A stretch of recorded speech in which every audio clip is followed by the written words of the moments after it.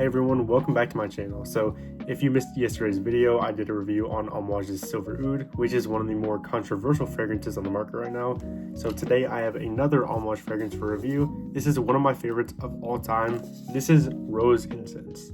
So before I get into the smell, I'm going to do a quick overview on the presentation. All of the current Amouages come in this square box, and they all have an illustration based on how they smell. So for Rose Incense, you can see that there's a little bit of a black ink. There's this deep dark rose, and I will get into all of that and how it smells later in this video. So again, with Amouage, it comes in this very nice box. When you open up, the fragrance sits very nicely, and Rose Incense comes in their very standard library collection bottle. Nothing on the back, but it says Rose Incense on the front. There is their emblem on the top, and of course, this heavy and beautiful magnetic cap from Amouage. So Amouage Rose Incense is my current favorite fragrance.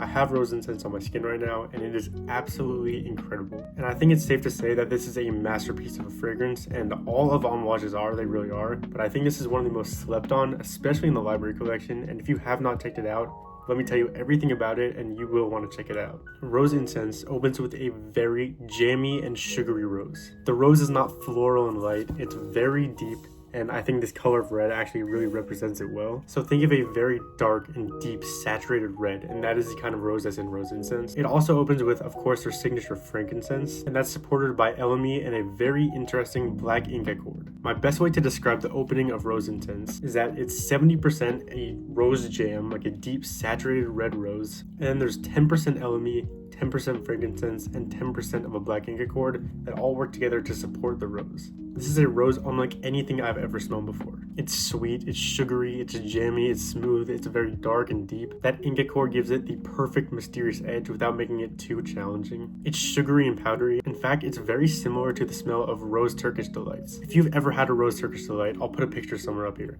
They are this very gelatin-like, jammy, and chewy candy from Turkey. In the heart notes of this fragrance, the rose continues to shine, the resins increase a little bit, and they make the rose feel extra textured and almost chewy. The base notes include myrrh, vanilla, cedarwood, and sandalwood. And although the rose is not technically carried into the base, it's definitely there throughout the entirety of the perfume's lifespan. I would say for an Amouage scent, this is one of their more linear ones, but that does not mean it's bad. Now, for someone who doesn't like the smell of the opening, they might not like how it doesn't change too much, but for me, I love the smell of the opening, I love the smell of the mid, and I love the smell of the dry down, and although they are all very similar to each other, there are some distinct differences that I'll touch upon. So, as an oversimplification, the opening of Rose Incense is this jammy and sugary sweet rose dessert with a touch of resins and a touch of black ink that really pushes the rose up and makes it perform the best that it can. The mid notes smell almost identical to the opening notes, but the resins are increased a bit and it gives the rose some more texture. With the base notes, a creamy sandalwood comes out and a very gorgeous vanilla, and ultimately the last 4 or 5 hours of this fragrance, you will be smelling like the best Rose Turkish Delight and powdery vanilla that has ever been created. Now, I recognize that if you're not a rose fan, you're not gonna like this, but this rose is so different to every other rose fragrance that I've smelled, and it's 100% worth checking out. I just have never smelled a rose fragrance this deep,